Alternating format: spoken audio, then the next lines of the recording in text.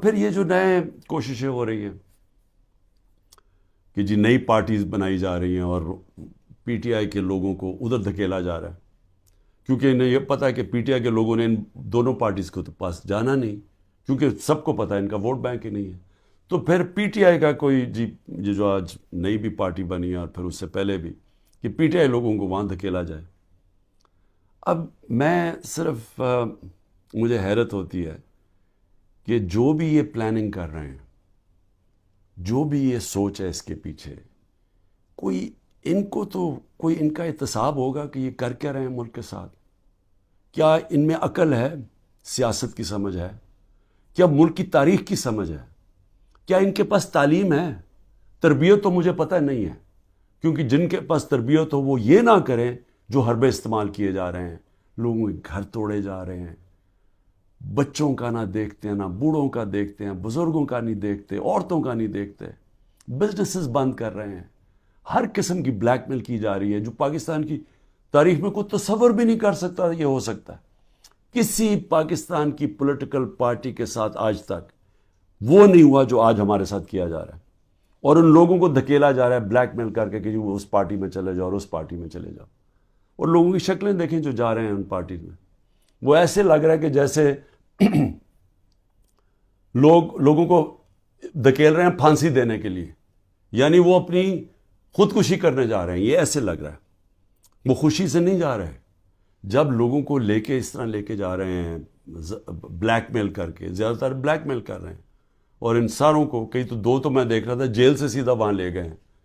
تو وہ کیوں اس طرح ان کی شکلوں میں خوشی کیوں نہیں ہے؟ کیونکہ ان کو پتہ ہے کہ ان کی سیاسی موت ہے، ان کو پتہ ہے کہ پبلک نے ان کو ووٹ نہیں کرنا، اور اگر کسی کو شک ہے تو یہ انشاءاللہ جب بھی، اب تو الیکشن لگ رہا ہے کہ انشاءاللہ ہو ہی جائیں گے، وہ جب بھی الیکشن ہوں گے تو آپ کو نظر آ جائے گا کہ لوگوں نے ووٹ کس کو ڈالنی ہے۔ لیکن میں تو وہ سوچ رہا ہوں کہ کیا لوگوں کو جو یہ کر رہے ہیں پیچھے بیٹھ کے، جو برینز بیٹھی ہوئی ہیں، کیا ان کو سمجھ نہیں آ رہی کہ گراؤنڈ کے اوپر سچویشن ہے کیا آج پاکستان میں؟ کیا ان کو یہ نہیں پتا کہ یہ پہلی دفعہ 1970 کے بعد پاکستان میں یہ ماحول بنا ہے کہ نظریہ، پہلی دفعہ نظریاتی پالیٹکس ہو رہی ہے، ووٹر نے نظریے کے اوپر ووٹ ڈال لی ہیں، شخصیتیں ختم ہی ہو گئی ہیں۔ آپ جو مرضی کر لیں کہ جتنے جو 1970 میں کیا ہوا تھا، بڑے بڑے نام تھے، ایسے نام تھے کہ انہوں نے کہا ہمیں کیمپین کرنے کی ضرورت نہیں ہے 1970 میں، تو ایک دم نظریہ ویسٹ پاکستان میں آیا اور 84 سیٹیں جیت گیا 137 میں سے ذوالفقار علی بھٹو۔ لیکن اس سے بڑا جو سیلاب آیا وہ اس پاکستان میں آیا، میرے خیال میں 168 میں سے 162 سیٹیں جیت گیا مجیب الرحمان، اور وہ کیا چاہ رہا تھا؟ انصاف چاہ رہا تھا، وہ بھی حقیقی آزادی کی بات کر رہا تھا، وہ بھی یہ کہہ رہا تھا کہ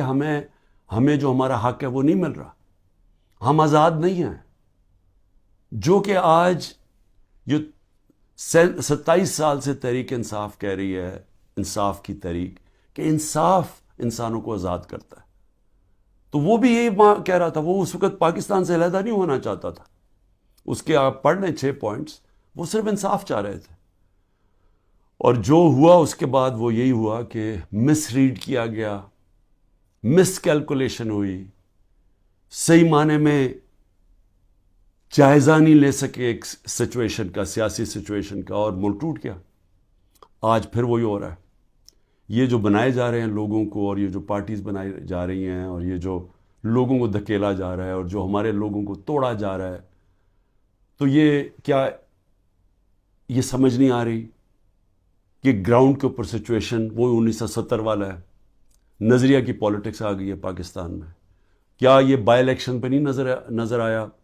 کہ قوم نے کیسے لوگ نکلے ہیں، اور پہلی دفعہ sitting government back by the establishment وہ ہار جاتی ہے؟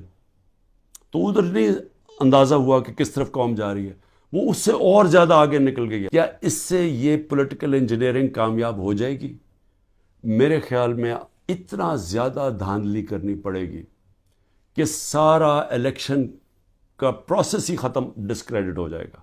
جس طرح وہ سندھ میں الیکشن کرواتا ہے وہ زرداری، وہ الیکشن تو ہوتا ہی نہیں ہے، پولیس پوری پکڑ کے لوگوں کو اندر ڈال رہی ہے، باقی جو یا پیسے دے کے خرید لو اور یا پھر جیل میں ڈال دو، اور اس کے بعد الیکشن کروا دی، تو الیکشن نہیں ہے۔ یہ تو جو لوکل گورنمنٹ الیکشن یا بائی الیکشنز میں، تو جو اصل الیکشن ہے پاکستان کا اور 25 کروڑ لوگوں کا الیکشن ہے، اگر یہ الیکشن ٹھیک نہ کروایا گیا اس کے اپنے اثرات ہیں، وہ اور ڈی سٹیبلائز کرے گا، اس ملک کے اندر سیاسی استحکام آئے گا ہی نہیں، اور جب تک وہ نہیں آئے گا تو میں بار بار کہتا گیا تو معاشی استحکام نہیں آ سکتا، تو ہم تو اور ڈوبتے جائیں گے، جو قرضوں کے اندر ہم ڈوبتے جا رہے ہیں، آمدنی سکڑتی جا رہی ہے، قرضے بڑھتے جا رہے ہیں، قیمتیں بڑھتی جا رہی ہیں، لوگ غربت کی لکیر سے نیچے جا رہے ہیں، بے روزگاری بڑھتی جا رہی ہے، تو ہم تو اس طرف جا رہے ہیں، تو وہ تو تب ہی ٹھیک ہوگا جو کہ صرف صاف اور شفاف الیکشن سے ملک بچ سکتا ہے۔ لیکن اسٹیبلشمنٹ دوسری طرف لے کے جا رہی ہے، چھوٹی چھوٹی پاکستان میں پارٹیز چھوٹی چھوٹی لے آئیں، پلان تو یہ ہے کہ وہ ہر کسی کو تھوڑی تھوڑی سیٹیں دلوا دیں، وہ سارے اوپر، اور اوپر سے پھر اسٹیبلشمنٹ کنٹرول کرے گی پاکستان کو، تو اس سے تو ملک ٹھیک نہیں ہونے لگا۔ جو ملک کی ضرورت ہے وہ اس کی اپوزٹ ہے، وہ بالکل متبادل ہے اس کے، اور وہ کیا ہے کہ صاف اور شفاف الیکشن ہو، ایک پبلک مینڈیٹ سے پارٹی آئے پاور پہ، اور وہ پھر رول آف لا قائم کرے۔